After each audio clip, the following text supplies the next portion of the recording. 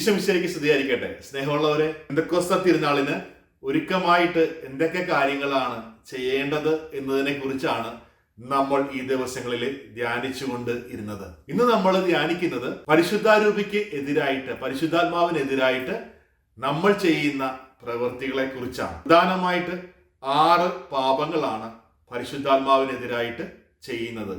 1, നിരാശ. 2, സൽപ്രവൃത്തികൾ കൂടാതെ മോക്ഷം കിട്ടുമെന്നുള്ള പ്രതീക്ഷ. 3-മതായിട്ട് ഒരു കാര്യം തെറ്റാണെന്ന് അറിഞ്ഞിട്ടും ആ തെറ്റിൽ തന്നെ തുടരുന്നത്. 4-മതായിട്ട് അന്യരുടെ വളർച്ചയിൽ ഉണ്ടാകുന്ന അസൂയ. 5-മതായിട്ട് പാപം ചെയ്തിട്ടും അതിനെക്കുറിച്ച് ഓർത്ത് മനസ്താപമില്ലാത്ത അവസ്ഥ. 6-മതായിട്ട് അന്ത്യസമയത്ത് പോലും പൂർണ്ണമായിട്ട് അനുതാപമില്ലാതെ മരിക്കുന്നത്. ഉള്ളവരെ, പരിശുദ്ധാത്മാവിനെതിരായിട്ട് നമ്മൾ ചെയ്യുന്ന 1-മത്തെ പാപമാണ് നിരാശ. നമ്മുടെ ജീവിതത്തിൽ നിരാശയുണ്ടെങ്കിൽ അതിന് കാരണം പരിശുദ്ധാത്മാവില്ലാത്ത അവസ്ഥയാണ്. നിയമാവർത്തന പുസ്തകം 3-ാം അധ്യായം 6-ാം തിരുവചനത്തില് നമ്മൾ ഇപ്രകാരം വായിക്കുന്നുണ്ട്: ശക്തനും ധീരനുമായി ഇരിക്കുവിൻ, ഭയപ്പെടേണ്ട, പരിഭ്രമിക്കുകയും വേണ്ട, എന്നാൽ നിങ്ങളുടെ ദൈവമായ കർത്താവാണ് കൂടെ വരുന്നത്, അവിടുന്ന് നിങ്ങളെ നിരാശപ്പെടുത്തുകയില്ല, പരിത്യജിക്കുകയില്ല. പ്രിയമുള്ളവരെ, നമ്മുടെ കൂടെ എപ്പോഴും ദൈവമുണ്ട്, നമ്മുടെ കൂടെ എപ്പോഴും പരിശുദ്ധാത്മാവുണ്ട്.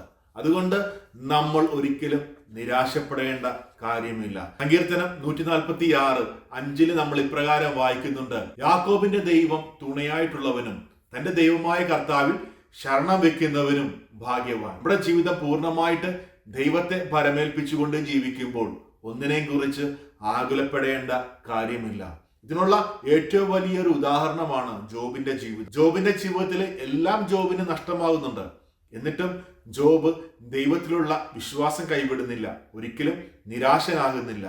പ്രത്യാശയോടുകൂടി തന്നെ ജോബ് ജീവിക്കുകയാണ്. ക്രിസ്തീയ വിശ്വാസികളായ നമ്മൾ ഓരോരുത്തരും നിരാശപ്പെടാതെ ദൈവത്തിൽ ആശ്രയിച്ചുകൊണ്ട്, ദൈവത്തിൽ പ്രത്യാശ വെച്ചുകൊണ്ട് ജീവിക്കുമ്പോഴാണ് പരിശുദ്ധാത്മാവ് നമ്മിൽ വന്ന് നിറയുന്നത്. അങ്ങനെ ജീവിക്കുവാനായിട്ട് നിരന്തരം പരിശുദ്ധാത്മാവ് നമ്മെ ശക്തിപ്പെടുത്തിക്കൊണ്ടിരിക്കും. 2-മതായിട്ട് പരിശുദ്ധാത്മാവിനെതിരായിട്ട് നമ്മൾ ചെയ്യുന്ന പാപമാണ് സൽപ്രവൃത്തികൾ കൂടാതെ മോക്ഷം കിട്ടുമെന്നുള്ള പ്രതീക്ഷ. പ്രിയമുള്ളവരെ, യാക്കോബ് എഴുതിയ ലേഖനം 1-ാം അധ്യായം 27-ാം തിരുവചനത്തിൽ നമ്മൾ ഇപ്രകാരം വായിക്കുന്നുണ്ട്: പിതാവായ ദൈവത്തിന്റെ മുമ്പിൽ പരിശുദ്ധവും നിഷ്കളങ്കവുമായ ഭക്തി ഇതാണ്, അനാഥരുടെയും വിധവകളുടെയും ഞെരുക്കങ്ങളിൽ അവരുടെ സഹായത്തിനെത്തുക, ലോകത്തിന്റെ കളങ്കമേൽക്കാതെ തന്നെ കാത്തുപാലിക്കുക. കർത്താവ് നമ്മളെ പഠിപ്പിച്ചിട്ടുണ്ട്, ഈ ലോകത്തിൽ എന്റെ നാമത്തെ പ്രതി ഒരുവന് ഒരു ഗ്ലാസ് വെള്ളം കുടിക്കുവാൻ കൊടുക്കുമ്പോൾ അവന് ഈ ലോകത്തിൽ വെച്ച് തന്നെ പ്രതിഫലം ലഭിക്കുകയാണ്. നമ്മൾ ചെയ്യുന്ന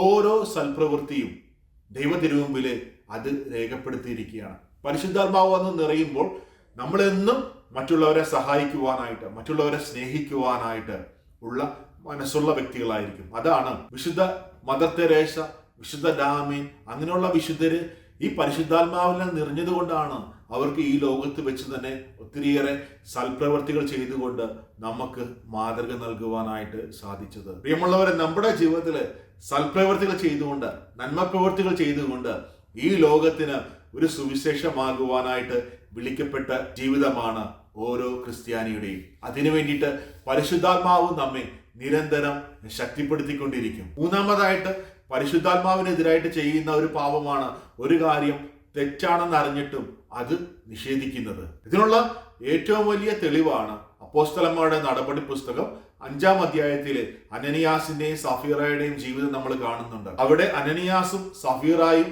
അവരുടെ വീടും പറമ്പും ഒക്കെ വിറ്റ് കിട്ടിയ പണം കൊണ്ടുവന്ന് അപ്പോസ്തലന്മാരെ ഏൽപ്പിക്കുന്നുണ്ട്.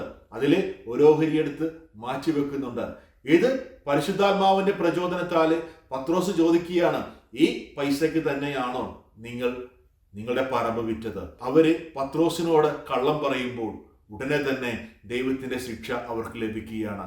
അവിടെ വെച്ച് തന്നെ അവർ വീണ് മരിക്കുകയാണ്. പ്രിയമുള്ളവരെ, ഒരു കാര്യം തെറ്റാണെന്ന് അറിഞ്ഞിട്ടും അത് നിഷേധിക്കുമ്പോഴാണ് നമ്മൾ ഏറ്റവും വലിയ പാപം ചെയ്യുന്നത്. ക്രിസ്തു നമ്മളെ പഠിപ്പിച്ചിരിക്കുന്നത് ഇപ്രകാരമാണ്: നിങ്ങളുടെ വാക്ക് അതേയെങ്കിൽ അതേയെന്നും അല്ല എങ്കിൽ അല്ല എന്നും ആയിരിക്കട്ടെ. പ്രിയമുള്ളവരെ, പരിശുദ്ധാത്മാവിനാൽ നിറയുന്ന വ്യക്തികളാണ് നമ്മളെങ്കിൽ എന്നും സത്യത്തിന് വേണ്ടി മാത്രം ജീവിക്കുക. ഓരോ ക്രിസ്ത്യാനിയുടെയും ധർമ്മവും അത് തന്നെയാണ്, സത്യത്തിന് വേണ്ടി ജീവിക്കുക. 4-മതായിട്ട് പരിശുദ്ധാത്മാവിനെതിരായി ചെയ്യുന്ന പാപമാണ് അന്യരുടെ വളർച്ചയിൽ ഉണ്ടാകുന്ന അസൂയ. നമ്മുടെ ജീവിതത്തിൽ അസൂയ ഉണ്ടോ? അതിന് കാരണം പരിശുദ്ധാത്മാവില്ലാത്ത അവസ്ഥയാണ്. വിശുദ്ധ പത്രോസ് എഴുതിയ 1-ാം ലേഖനം 2-ാം അധ്യായം 1-ാം തിരുവചനത്തിൽ നമ്മൾ വായിക്കുന്നത് ഇപ്രകാരമാണ്: നിങ്ങൾ വഞ്ചനയും കാപട്യവും അസൂയയും അപവാദവും ഉപേക്ഷിക്കുവിൻ. രക്ഷയിലേക്ക് വളർന്നു വരേണ്ടതിന് നിങ്ങൾ പരിശുദ്ധവും ആത്മീയവുമായ പാലിന് വേണ്ടി ഇളം പൈതങ്ങളെ പോലെ ദാഹിക്കുവിൻ.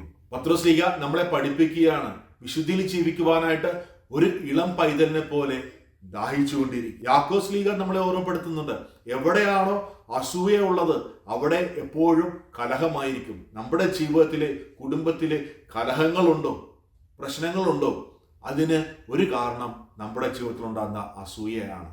മറ്റുള്ളവരുടെ വളർച്ചയിൽ അസൂയപ്പെടാതെ എനിക്ക് ദൈവം തന്നിട്ടുള്ള കൃപകളെ ഓർത്ത് ദൈവത്തിന് നന്ദി അർപ്പിച്ചുകൊണ്ട് ജീവിക്കുമ്പോഴാണ് നമ്മുടെയൊക്കെ ജീവിതം അനുഗ്രഹിക്കപ്പെട്ട ജീവിതമായിട്ട് മാറുന്നത്. വീണ്ടും 5-ാമതായിട്ട് പരിശുദ്ധാത്മാവിനെതിരായി ചെയ്യുന്ന പാപമാണ് പാപം ചെയ്തതിന് ശേഷവും അനുതാപമില്ലാതെ ജീവിക്കുന്നത്. സുഭാഷിതങ്ങളുടെ പുസ്തകം 28-ാം അധ്യായം 13-ാം തിരുവചനത്തിൽ നമ്മൾ ഇപ്രകാരം വായിക്കുന്നുണ്ട്: തെറ്റുകൾ മറച്ചു വെക്കുന്നവന് ഐശ്വര്യമുണ്ടാവുകയില്ല, അവ ഏറ്റുപറഞ്ഞ് പരിത്യജിക്കുന്നവന് കരുണ ലഭിക്കും. പ്രിയമുള്ളവരെ, നമ്മൾ എപ്പോഴൊക്കെയാണോ നമ്മുടെ പാപങ്ങൾ ദൈവത്തിന്റെ തിരുമുമ്പിൽ ഏറ്റുപറഞ്ഞുകൊണ്ട് കുമ്പസാരിക്കുന്നത്, അപ്പോഴൊക്കെ ദൈവത്തിന്റെ കരുണ നമുക്ക് ലഭിക്കുകയാണ്, ദൈവത്തിന്റെ സ്നേഹം നമുക്ക് ലഭിക്കുകയാണ്, പരിശുദ്ധാത്മാവിന്റെ നിറവ് ലഭിക്കുകയാണ്. അതുകൊണ്ട് നമ്മൾ എപ്പോഴൊക്കെയാണോ കുമ്പസാരിക്കുവാനായിട്ട് പോകുന്നത്, അപ്പോഴൊക്കെ ചെയ്തു പോയ പാപങ്ങളൊക്കെ ഏറ്റുപറഞ്ഞ് കുമ്പസാരിക്കുകയും ആ തെറ്റുകൾ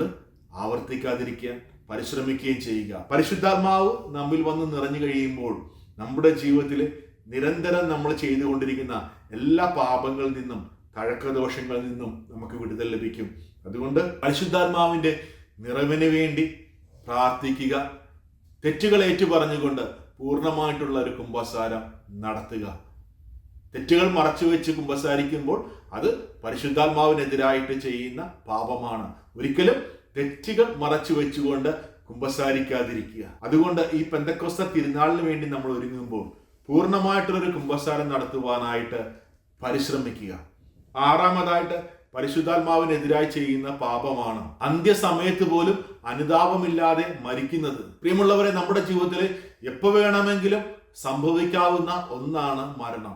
മരണത്തിന് വേണ്ടി ഒരുങ്ങിക്കൊണ്ടിരിക്കുക. ആ മരണത്തിന് വേണ്ടി ഒരുങ്ങിക്കൊണ്ടിരിക്കുമ്പോൾ നമ്മൾ പാപം ഉപേക്ഷിച്ചുകൊണ്ട് ക്രിസ്തുനാഥൻ കുരിശിൽ കിടക്കുന്ന സമയത്ത് നല്ല കള്ളൻ ക്രിസ്തുവിനോട് പറയുന്നത് ഇപ്രകാരമാണ്: നീ സ്വർഗരാജ്യത്തിലായിരിക്കുമ്പോൾ എന്നെയും ഓർക്കണമേ.